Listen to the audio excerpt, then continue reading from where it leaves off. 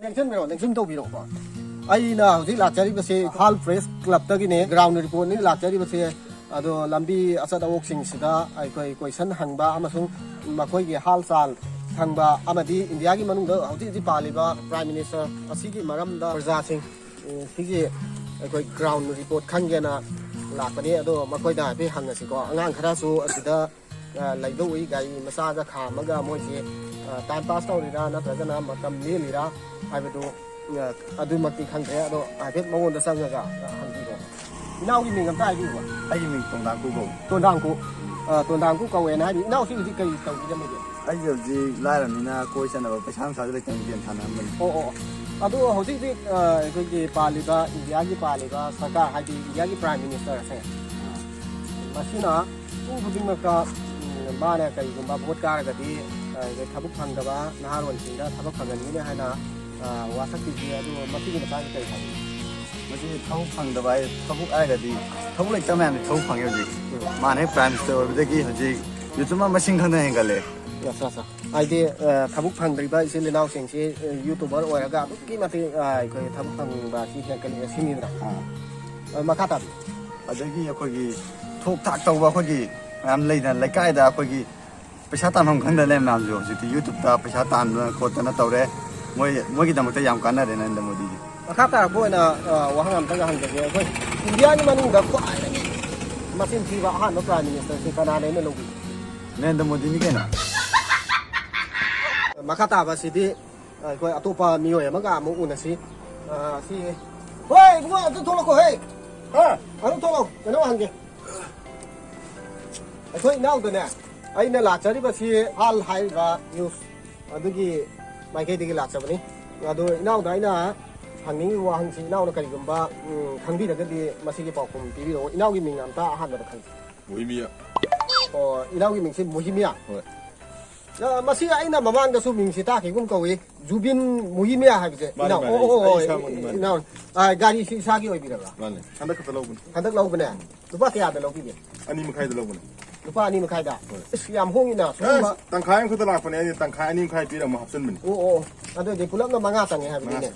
Ado inaw da ina hanging se atay ke suna teko ABC ki alphabet letter se masi ki manung de yaw riba B hari ba ko letter se B hari ba mai asi yamne ingal le na hai masi kari gino khanga ge habi ABC alphabet BC am ing hai ba ho ira na wanida ye si mara to leibe ni kaino hello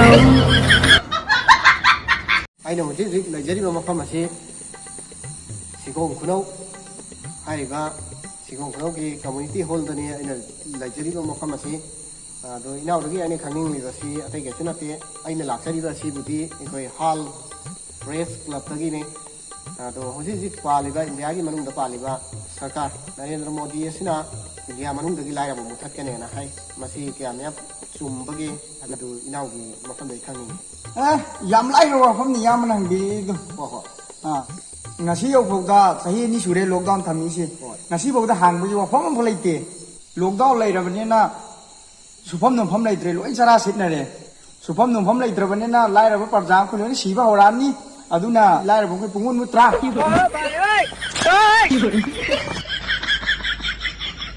ibu ai na lakchari ba si Hawl Press ki mai kai de ni ai na lakchari ba si ibu gi mokham dai khang ni si lockdown si hoji khara tangkhai ma hang ba hor ko de Missing she marks you not about.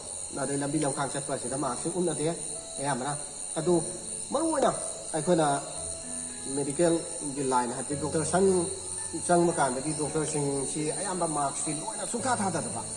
I did marks here Upoget at the doctor Manusida. I am now regarding Uptagaso, Doctor Sing she or so much way than a mark. Sukata there. The marks hardly again, Madam say you walk and get a day.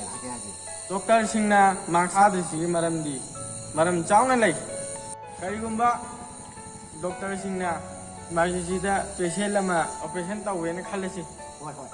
Patient to see the banana. Again. Chocolate pay Matung in Doctor Sang Singida, CCTV camera kinare. The Makoy Masaking go, who can marks hard by one.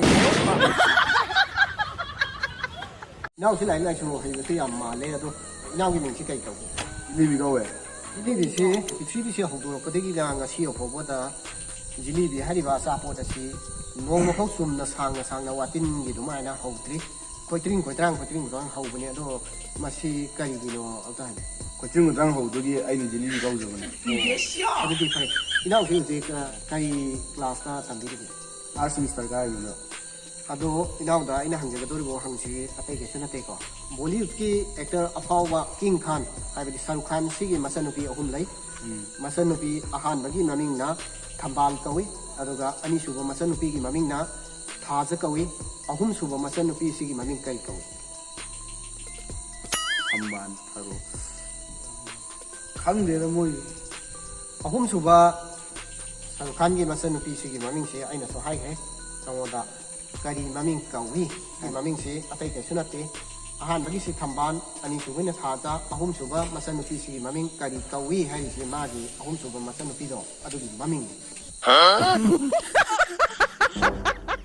ꯑꯩꯅ ꯂꯥꯛꯆꯔꯤꯕ ꯃꯐꯝ ꯑꯁꯤ 33/8ꯀꯤ counsellor ꯄꯤꯕꯥꯔꯦꯜꯒꯤ ꯌꯨꯝꯗꯅꯤ ꯑꯗꯣ ꯄꯤꯕꯥꯔꯦꯜꯒ ꯑꯩꯈꯣꯏ ꯋꯥꯔꯤ ꯁꯥꯟꯅꯕꯒꯤ ꯇꯥꯟꯖꯥ ꯑꯃ ꯂꯧꯖꯒꯦ ꯄ꯭ꯔꯙꯥꯟ ꯃꯟꯇ꯭ꯔꯤ ꯃꯌꯥꯝ ꯈꯪꯕꯤꯔꯝꯃꯣꯏ ꯄ꯭ꯔꯙꯥꯟ ꯃꯟꯇ꯭ꯔꯤ ꯅꯝꯕꯔ 2 ꯑꯋꯥꯖ ꯌꯣꯖꯅꯥꯒꯤ ꯃꯇꯥꯡꯗ ꯀꯥꯎꯟꯁꯤꯂꯔ ꯁꯥꯏꯠꯇꯣ ꯂꯩꯕꯤꯔꯝꯕ ꯌꯥꯝ ꯂꯥꯏꯕꯛ ꯐꯔꯦ ꯍꯥꯜ ꯍꯥꯏꯔꯤꯕ ꯄ꯭ꯔꯦꯁ ꯑꯗꯨꯒꯤ ꯔꯤꯄꯣꯔꯇꯔ ꯑꯃ ꯑꯣꯏꯅ ꯂꯥꯛꯆꯕꯅꯦ ꯑꯗꯣ ꯀꯥꯎꯟꯁꯤꯂꯔ ꯁꯥꯏꯠꯀꯤ ꯃꯐꯝꯗꯒꯤ ꯑꯩꯅ ꯈꯪꯕꯤꯔꯤꯁꯤ ꯀꯩ ꯀꯩꯁꯨ ꯅꯠꯇꯦ ꯄ꯭ꯔꯙꯥꯟ ꯃꯟꯇ꯭ꯔꯤ ꯅꯝꯕꯔ 2 ꯑꯋꯥꯖ ꯌꯣꯖꯅꯥ ꯍꯥꯏꯔꯤꯕ ꯑꯩꯈꯣꯏꯒꯤ ꯌꯣꯖꯅꯥ ꯑꯁꯤꯒꯤ ꯃꯇꯥꯡꯗꯅꯤ ꯍꯪꯖꯒꯗꯧꯔꯤꯁꯤ ꯍꯥꯏꯗꯤ ꯅꯝꯕꯔ 2ꯒꯤ ꯑꯩꯈꯣꯏ ꯃꯐꯝꯁꯦ ꯈꯨꯡꯒꯪ ꯑꯁꯤꯗ ꯀꯌꯥꯝ ꯁꯥꯕꯤꯈ꯭ꯔꯒꯦ ꯑꯗꯨꯗꯨꯒ ꯑꯣꯖꯥꯅ ꯄꯩꯁꯥꯁꯤ ꯂꯧꯊꯣꯛꯑꯒ ꯀꯌꯥꯝ ꯆꯥꯕꯤꯈ꯭ꯔꯒꯦ ꯃꯁꯤ ꯈꯪꯅꯤꯡꯉꯤ ꯉꯥꯏꯈꯣꯅꯦ ꯅꯪꯕꯨ ꯀꯔꯝꯕ ꯄ꯭ꯂꯦꯁꯃꯦꯟꯗꯒꯤꯅꯣ ꯍꯥꯜ ꯄ꯭ꯂꯦꯁꯃꯦꯟ ꯀꯥꯏꯅ ꯑꯁꯨꯛ ꯊꯦꯡꯉ ꯃꯇꯝꯁꯤꯗ ꯅꯠꯇ꯭ꯔꯗꯤ ꯉꯁꯥꯏ ꯅꯨꯡꯊꯤꯟꯗ ꯑꯩ ꯐ꯭ꯔꯤꯗ ꯌꯨꯝꯗ ꯊꯕꯛ ꯑꯃ ꯁꯨꯗꯅ ꯑꯗꯨꯝ ꯂꯩꯔꯗꯤ ꯁꯤ ꯃꯇꯝꯁꯤꯗ ꯂꯥꯛꯑꯒ ꯍꯟꯒꯦꯗꯤ ꯍꯥꯏꯗꯗꯅ ꯁꯣꯝꯗ ꯏꯔꯣꯟꯕ ꯆꯥꯁꯤꯜꯂꯨꯕꯒꯤ ꯄꯨꯛ ꯅꯨꯡꯉꯥꯏꯇꯗꯅ ꯂꯩ ꯀꯥꯟꯁꯤꯗ ꯅꯝꯕꯔ 2 ꯍꯥꯏꯅ ꯍꯪꯉꯤꯁꯤꯕꯨ ꯅꯪꯕꯨ ꯀꯔꯤ ꯍꯛ ꯂꯩꯗꯅ ꯀꯔꯝꯕ ꯄ꯭रेस क्लब लापनो नंबर नंगे आई कार्ड के याव कदा नम येंगे